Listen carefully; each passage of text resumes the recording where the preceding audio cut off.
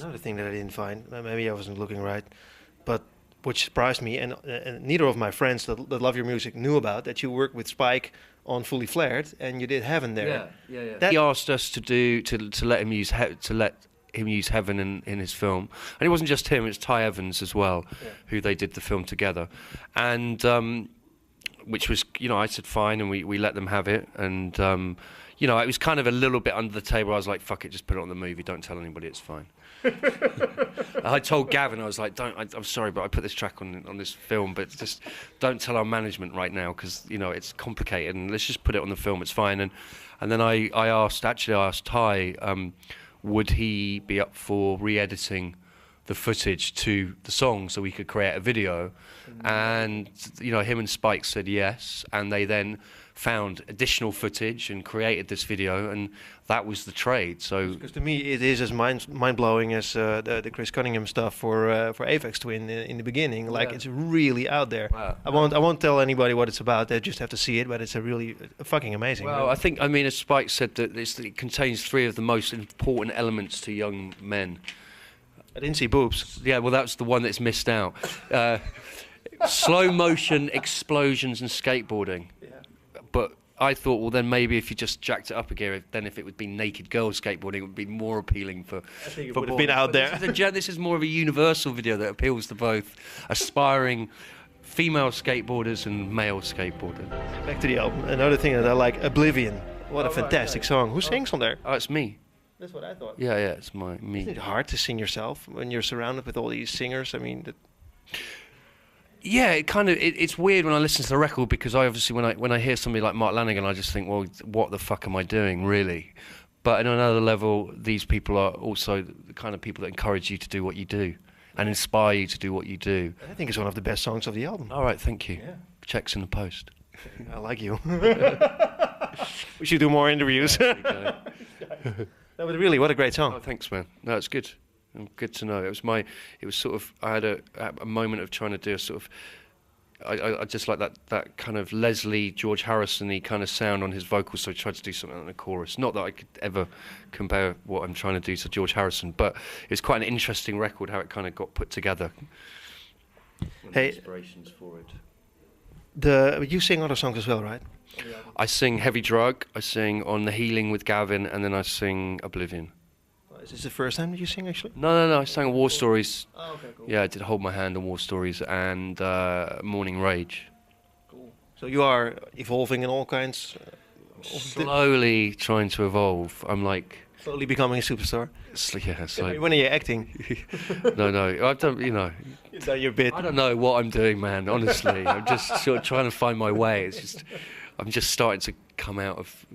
I can't. I don't even know what I'm talking about anymore. Don't worry. Hey, of course, I printed parts of your life, stuff that struck me. Of course, your list of honors is incredibly big. The people that you worked with: Josh Homme, Badly Trombone, Mike D, Beastie Boys, Richard Ashcroft, Ian Brown, Oasis, Gavin Clark, Robert and Naja, Ian Ashbury, Stone Roses, Cool G Rap, Tom York, Radiohead, on and on and on.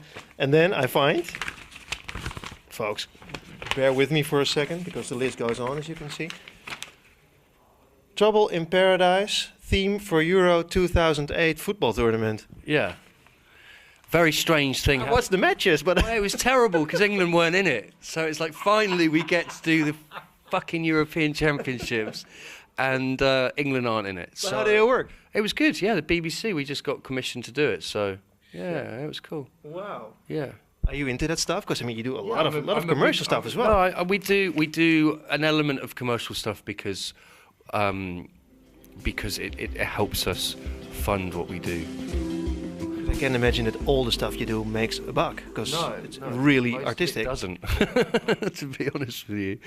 But I mean, it all culminates by doing lots of different bits and pieces. It kind of all allows you to be able to kind of do what you do, but you have to kind of keep being as productive as you can. And yeah, I mean, I like football, so so does Pablo, so does my brother who we worked with on that track. We got tickets to go to some of the games. It's all right. Which ones? I didn't go, actually. I was locked in the studio, but I know I'm pretty sure Pab went to the final. We did some work on the World Cup as well. We got the last World Cup, and we got loads of tickets for that. World Cup final tickets. No shit. Yeah. For this one coming up in South Africa? No, the last one. Yeah, but this one, we're probably all right on that one as well, because our friend's producing half of it, so. The people you meet along the way. The people you meet along the way, God, make me jealous. But sure is better than pumping gas. It definitely is. I'm very, very lucky to be doing what I'm doing, and I do know that. Are there any people that you didn't work with, or is there any project that you didn't do yet that you wanted to do? Yeah, there's millions of things. I think, you know, at levels in between people you want to work with and levels of where you want to be. I mean, you know, I'd love to sell 100 million records. Do you really? Well, yeah, of course. I mean, I'd love to have a. No one will do that ever. No, but I'm just saying. I mean, I'm being kind of, you know, it's silly, but there are things like, yes, I mean, I would like to be maybe more commercially successful in a slightly traditional way. Could you? I think we could if the landscape changed and people fucking played your records on radio and changed the dynamic of how. You could change your music. But that would be wrong. It's the system that needs to change, not the music. But equally, so you want both. You want to change the system and still sell 100 million records. Yeah, because who did that ever? The Beatles, Pink Floyd definitely did that. Maybe. Nirvana did that. You know. Michael Jackson didn't. Well, it depends on how you look at it. In many ways. He sold 100 million records. Well, 50. I thought that was Back in Black. No. 50. I think 50 million is the most albums of one record ever sold. Yeah, but I think that it's more about, you know, I mean, Thriller was a particularly crazy record in many ways. If you listen to it, you know, now and what that record delivered and how it was done, it was quite an experimental record in the way it was put together. But I mean, I think for me, there are always going to be artists that you want to work with, both contemporary and artists that you have more nostalgia for or whatever, or respect from the past. And there are a couple that I still keep knocking on the door. Like who? I'm not telling you. Come on. I tell you, the one person I really want to work with is Robert Plant.